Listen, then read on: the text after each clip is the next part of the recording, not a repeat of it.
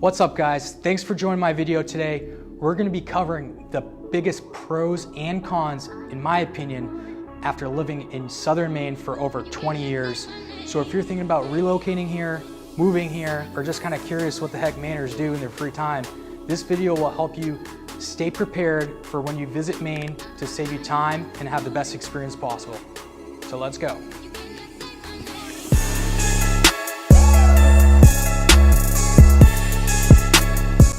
All right, so today we're covering the pros and the cons of living in Maine. And I'm talking about southern Maine, that's where I live.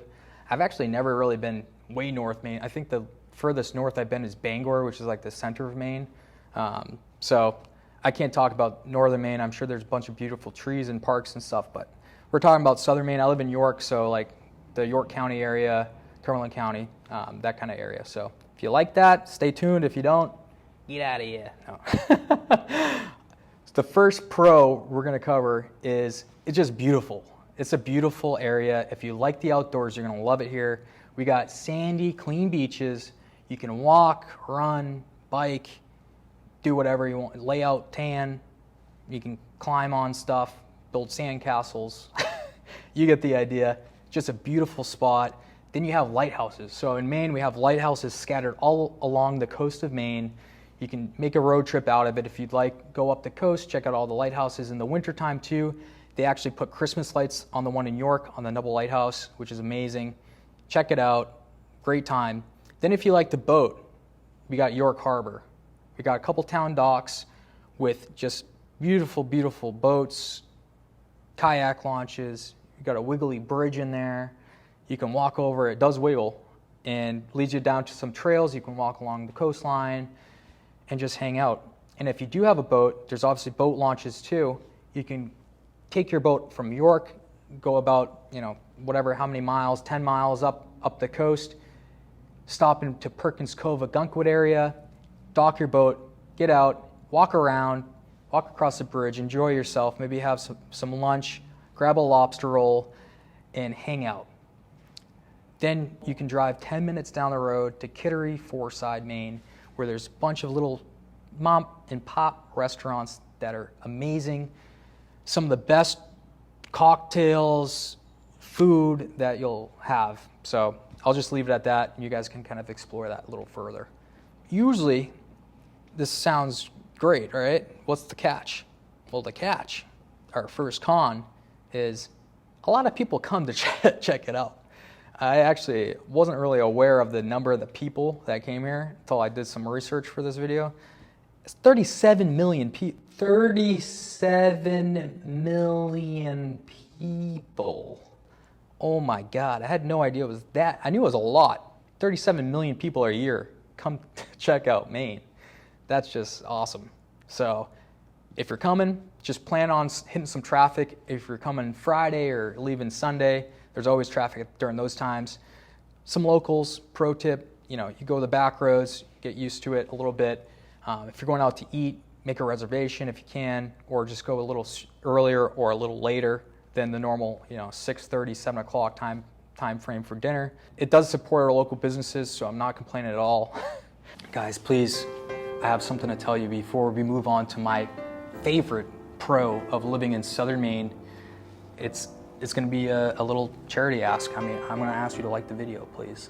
If you like this, if you're watching it till now, I'm surprised. Thank you. Yeah, thank you. And please like.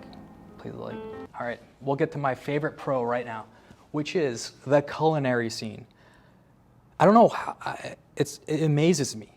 It's like we have so many amazing restaurants here. There's not a bunch of chain restaurants. So in York, where I live, they actually don't allow any chains. You won't find a McDonald's or Burger King in York, nothing. So it's all literally local people that live there, that own restaurants, that cook food fresh. It's amazing. And then on top of that, you get all these amazing craft breweries, local craft breweries. Portland, there's a bunch. Kittery, there's a few. And then in Maine, in York, there's a few as well. Just all over the place, just local craft breweries that will serve you a glass of hazy goodness to go along with your meal. You can grab seafood. We're known for seafood in Maine. So literally, it's seafood coming off boats, going into these local restaurants where they just cook it up and serve you it that day. I mean, it doesn't really get better than that. They should just give out lobster rolls at the toll booth, I think, into Maine, because it will save everyone time. Everyone coming to Maine, I think, needs a lobster roll.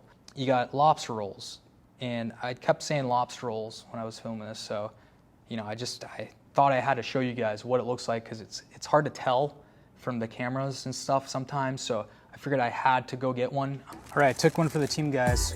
Going in. This is a Maine lobster roll.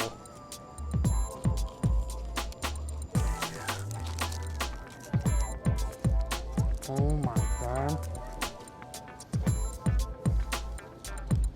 Oh my God. All right, now that I ate, we can talk about the next con, which is you need a car. There's not a lot of public transportation here. Bus, subway, we don't have them. So you need a car to get around. Everything's gonna be probably 5 to 15 minute drive, depending on traffic. A lot of people, what they do is on the way home from work, they stop at the grocery store, grab what they need, go home. When you get home, sometimes you forget something, and you're like, that's kind of when you realize, like, this is the con to living here. I gotta drive back 15 minutes to get milk, and then wait in line, and then drive another 15 minutes back. My life sucks. No, I'm just kidding. But it does kind of happen like that. During the summer, you might be able to get away with a bicycle or a scooter, a Honda Ruckus. In the winter times, we have winter here. It gets pretty snowy. It's not gonna fly. It's pretty hard to bike around in a couple foot of snow. So the next biggest pro to living in Maine is the people are awesome. People like come here and retire and stuff. Everyone's super nice, relaxed, laid back. It's not a whole bunch of like craziness going on. Everyone's super nice, will help you if you need help. They give you compliments. They hold the door for you. No, you go first. No, you go first. No, that doesn't really happen, but people do hold doors, which is awesome. And people stop for you at crosswalks. So if you're trying to cross a crosswalk, you're gonna be able to cross the road really quickly, which is great. All right, the last con of living in southern Maine, in my opinion, that's gonna be the winters. Winters, because the sun, I don't know what happens to it. It like goes away. It disappears basically. So it comes up, sunrise, 8 a.m. or something like that. If you have to get into work before then, you're not seeing the sun. Sun's gonna go down before you get out of work. Sometimes 5 o'clock at night, the sun goes down. So you can go into work and it's dark, and then you get out of work and it's dark again, and you're like, I didn't even see the sun today. It's kind of messed up. Other than that, there's stuff that falls from the sky that's icy and wet, and it's freezing actually. It's called snow. Comes down and just piles up on the ground.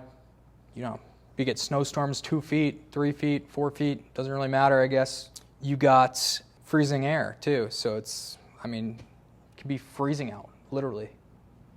20 degrees. People love it though. Yeah, no, it sounds great, right?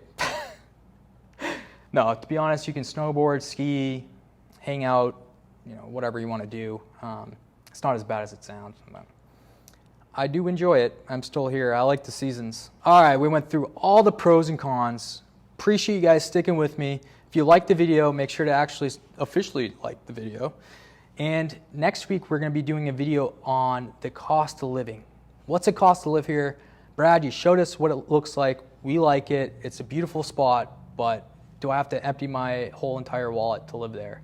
We're going to be going over the housing, how much the housing costs, the food, groceries, everything like that. So stay tuned, guys. Appreciate you watching. Subscribe if you're interested in stuff like this, and we'll see you next week.